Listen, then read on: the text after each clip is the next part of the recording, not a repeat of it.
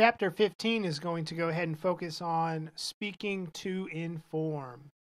So before we get into the chapter material, we want to go ahead and just take a quick look at our reminders once again.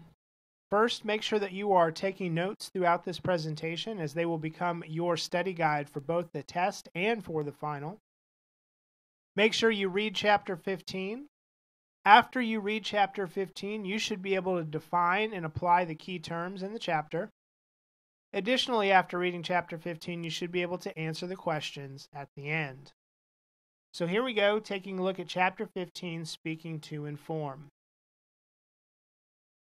We've talked about in the past the three different general purposes: to inform, to persuade, to demonstrate. So we're going to focus more in on the informative speech and what its intent is. So the intent of an informative speech is designed to convey knowledge and understanding.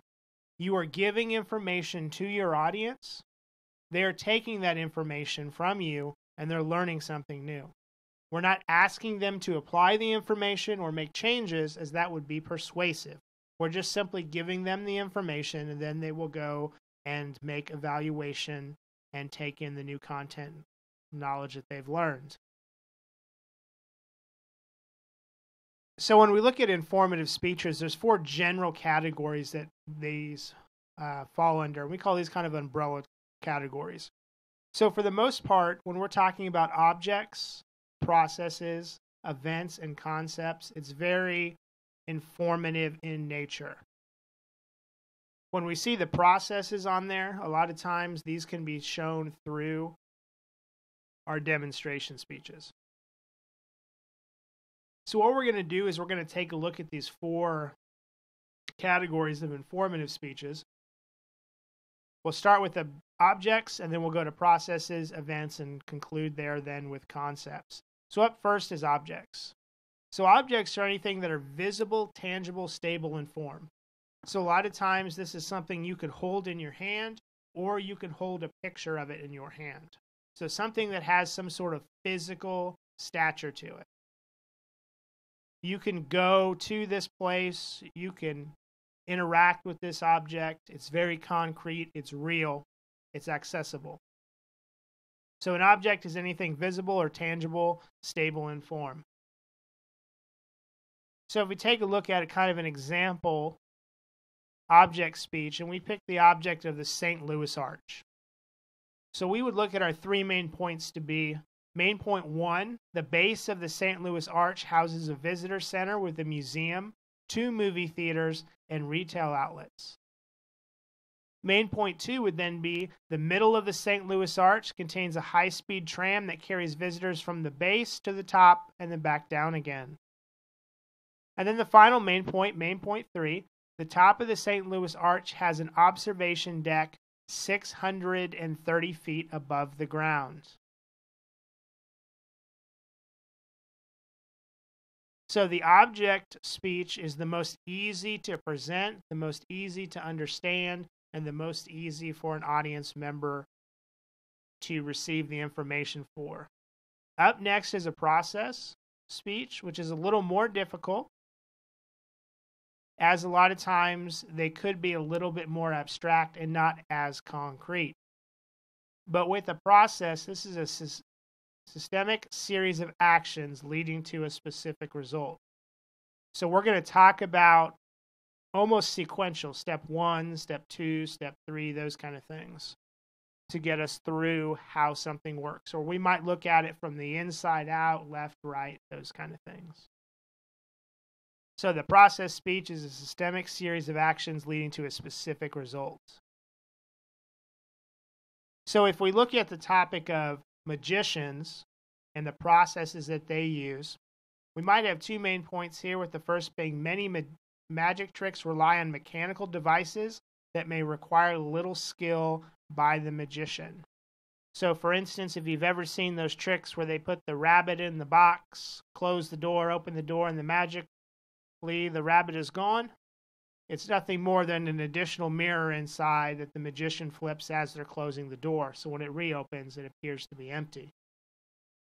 Main point 2, other magic tricks depend on the magician's skill in fooling people by sleight of hand manipulation.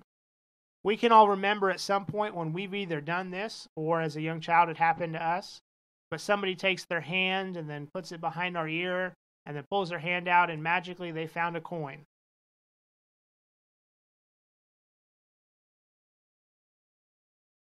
So after the process speech, the next step we have are the events. So events are anything that happens or is regarded as happening. So we can talk about things that have happened in the past, or we can talk about things that are currently happening and moving towards the future. So an event informative speech has anything that happens or is regarded as happening. So a lot of times it's something that you could attend as a participant, or somebody was able to attend as a participant. So if we take the idea of Mardi Gras, this fills into both aspects. Something that has happened in the past and is considered happening, as it happens every year and continues into the future. But the three main points we would have for this event speech with Mardi Gras would be: first, the parades are lavish events that take place over the course of several weeks. The costumes include disguises, medallions, and the Mardi Gras colors of purple, green, and gold. The food features Cajun and Creole dishes common to southern Louisiana. So our final speech that we're going to take a look at for the informative series is going to be that of a concept. So the concepts are definitely a lot more abstract and not as concrete. So a concept is anything that's considered a belief, theory, idea, notion, or principle. So if we think about the theory of mathematics, or in science we have chemical reactions, those kind of things, those are all theories and ideas that have come to fruition. So if we take a look at the outline and we look at the concept speech and we take the topic of nonviolent resistance, it can be seen, it can be experienced, but the concept speech with the nonviolent resistance might start out with: the first major principle of nonviolent resistance is that social change must be achieved by moral means. The second main point there would be the second major principle of nonviolent resistance is that one should not inflict violence on one's enemies. And the final point would be: the third major principle of nonviolent resistance is that suffering can be a powerful social force. So let's go ahead and take a look at an example speech with the concept framework. Based on the teachings of the ancient Chinese philosopher Confucius, Confucianism is a code of conduct for life. It's a blend of ethical, moral, political, and philosophical insights. One key to understanding Confucianism is the word Gen, J-E-N. While there are many different ways to translate Gen, it's basically about living compassionately in society. According to the Encyclopedia of Social History, Gen means being sincere to oneself and sharing the feelings of others by putting oneself in the position of others. Now that we have a better understanding of the word Gen, let's take a look at some other aspects of Confucianism. So as we are creating our informative speech, from topic selection to research to writing, and then finally through presentation, we want to take a look at some guidelines that are going to form our path to success. So we're going to start with these first three guidelines, and then we'll continue on to three more. So first, don't overestimate what the audience knows. Sometimes you'll be surprised with a topic and what little the audience might actually know. Second, we want to relate the subject to the audience.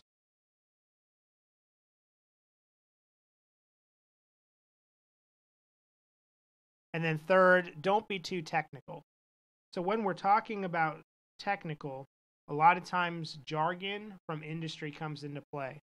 So if we're talking about parts of an engine, we want to make sure that they're well known and it's not the nitty-gritty small little details that only somebody who works on engines like a mechanic would understand. So when we reference a car and we talk about the engine, most people would understand the function of the engine. It makes the car go. But then if you get talking about lift rods within the engine, it becomes more cumbersome and more technical, and the audience loses track.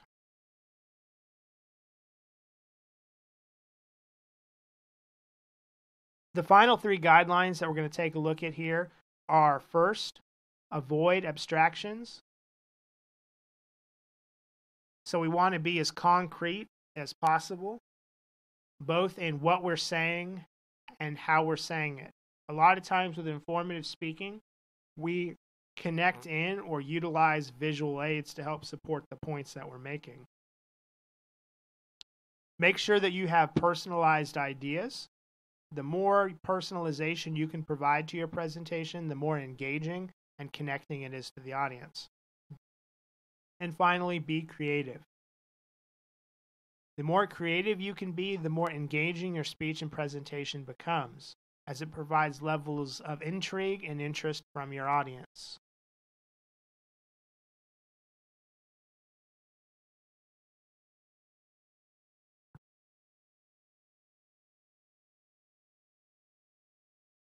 Speaking of the audience, we're going to go ahead and take a look at a video here that's going to look at relating to our audience. Bed bugs spread most rapidly in places that have lots of people coming and going. If you live in the dorms or an apartment, if you travel through airports, train stations, or bus stations, or if you stay in lots of hotels and motels, you're passing through prime breeding grounds for bed bugs. Bed bugs are like tiny hitchhikers. They'll insert themselves in your clothes, your luggage, your purse, your backpack, your coat, anything that has fabric and folds. Bed bugs are also drawn to locations where they can hide easily. So the more clutter you have in your environment, the more bed bugs will like to be your tiny companions. As with this previous speech, we saw that the language was very appropriate for the audience and wasn't too technical. So let's further dive into the idea of avoiding technical language within our speech presentation. According to the National Institutes of Health, stem cells are general cells that have the potential to develop into any of the more than 200 different types of cells in the human body. Basically, they turn into a cell that has a specific job to do. For example, stem cells might become muscle cells that help rebuild damaged tissue. They might become red blood cells that help deliver oxygen to different tissues, or they might become brain cells that help the nervous system function. No matter what type of cells need assistance, stem cells can come to the rescue and replenish those cells our bodies need. The Genetics Learning Center at the University of Utah explains it like this. Stem cells are like actors waiting for a casting call. Just as an actor waits to find out his or her next role, stem cells wait for signals from the body that tell them what to become. Once they get those signals, they begin to change into specific cells with specific jobs to do. As we've seen with the previous speech, our speaker really engages our audience and makes sure that she doesn't use language that is too technical or down the rabbit hole of biology and human anatomy. So up next, we're going to go ahead and take a look at a way to connect and personalize your ideas. My nephew Sam was the delight of the family when he was born. The first child of my older sister and the first grandchild of my parents. He cooed and babbled, smiled at his mom and dad, grasped for the playthings around his crib. At family dinners on Sunday, we took turns holding him in our arms, feeding him, and singing him to sleep. He seemed like any normal infant in a secure and loving home. Then, shortly before his second birthday, we began to notice unusual behaviors. He avoided looking us in the eye, did not seem interested in learning words, played endlessly with the same toy, rocked back and forth in his chair for hours at a time, and was easily frustrated. My sister took him to a specialist who gave the dreaded diagnosis. Sam was autistic. We have seen that autism is a very serious disorder whose causes are not well understood and whose effects on families and the lives of the children themselves can be devastating. But we've also seen that early diagnosis and early intervention can help modify and even turn around the symptoms of autism. I'm happy to say that Sam has benefited from such intervention. From the time he was 2, he has been taught normal behavior patterns through aggressive therapy. Now he's able to participate in his class at the local school. He's also more responsive and affectionate at home. Sam continues to be our delight.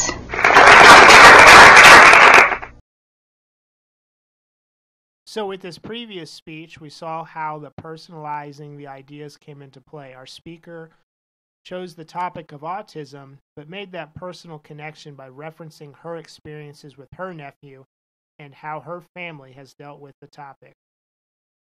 So we're going to go ahead and wrap up here by taking a look at a sample informative speech that will include our introduction, body, and conclusion.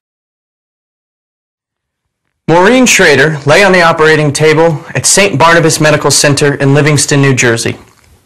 4 mechanical arms moved with precision over her abdomen. In one arm was a high-definition camera. The other 3 contained small surgical instruments that made a 5-centimeter incision just below her rib cage. It was a tiny opening, but it was big enough to put a new kidney into Maureen's body. At no point during the surgery did the surgeon actually touch Maureen. In fact, he sat several feet away, peering into a monitor and holding what looked like video game controls. But the work of his hands was digitally recorded and sent to the robotic arms, which mimicked his every movement. The robot became an extension of the surgeon, and together they transplanted the kidney. Robots in the operating room are now a reality, and the next operation you or a family member undergoes may very well involve a robot. But surgery is just one of the areas in which medical robots are changing modern medicine. As a pre-med student interested in becoming a surgeon, I've long been fascinated with medical robots. After researching the topic for this speech, I'd like to introduce you to the world of medical robots. We'll take a look at 3 kinds of robots in particular: orderly robots, remote presence robots, and surgical robots. Let's begin with orderly. Orderly robots help hospital staff accomplish routine tasks. Their primary function is to transport medicine, food, and lab supplies, and to do so without a human by their side. Here is one of the most popular orderly robots, the TUG, Tug Robot, which, according to its manufacturer, can be found in more than 100 hospitals in the United States alone. A September 2010 story in Discovery News explains how the robot works. Relying on a digital map of the hospital, the robot moves from room to room, picking up and dropping off supplies. It senses people and obstacles by what are called light whiskers, invisible beams of sonar, infrared, and laser. These light whiskers are represented by the colored lines you see in this drawing. They constantly scan the environment to avoid collisions.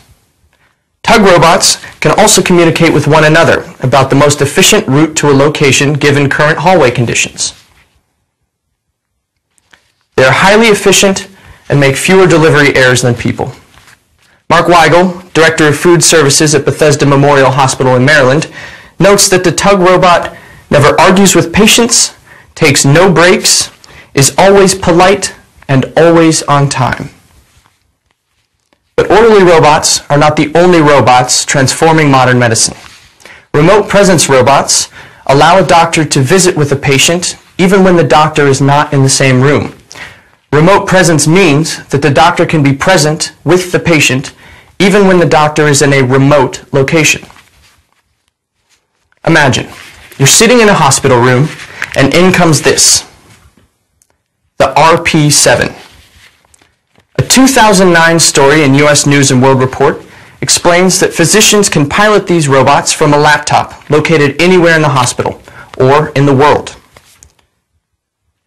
A screen, camera, microphone, and speaker system, like the ones you see in this photograph, allow the doctor to interview the patient. Hospital staff can even attach medical devices, such as electronic stethoscopes, to the robot, so the doctor can review a patient's vital signs. According to a 2010 article in Hospital Management, The RP7 is used in more than 250 U.S. hospitals and has performed more than 100,000 clinic sessions.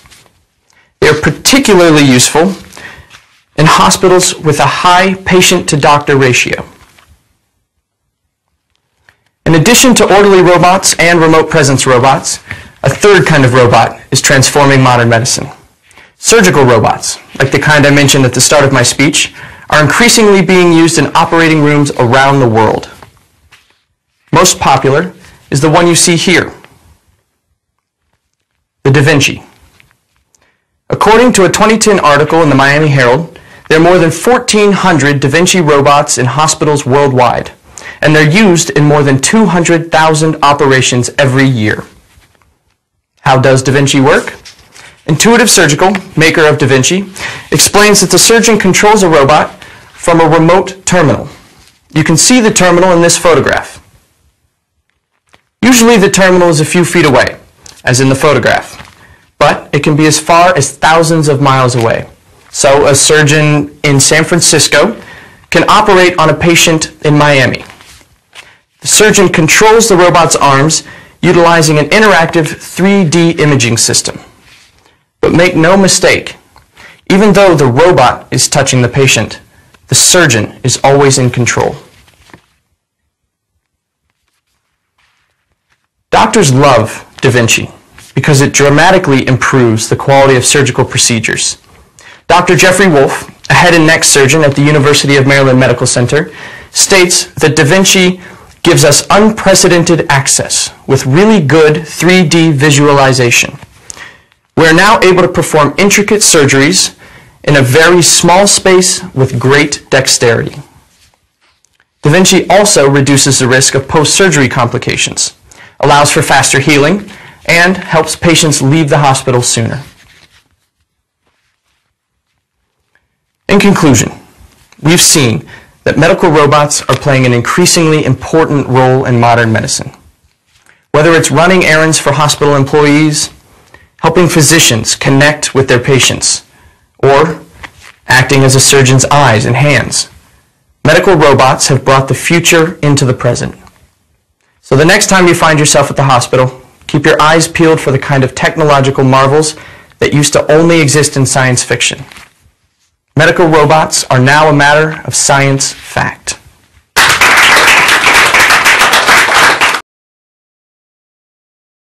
So looking over that speech, we can see an example of an informative speech about medical robots and several ways that they are used to both support and parallel the work done by medical professionals. So as we finish up with chapter 15, I just want to come back to our chapter reminders. Hopefully you were able to take some notes as you went through the presentation, as these will become your study guide for the test and for the final. Make sure you read over chapter 15, and after you're done reading chapter 15, you should be able to define and apply the key terms within the chapter. Additionally, you should also be able to answer the questions at the end of the chapter.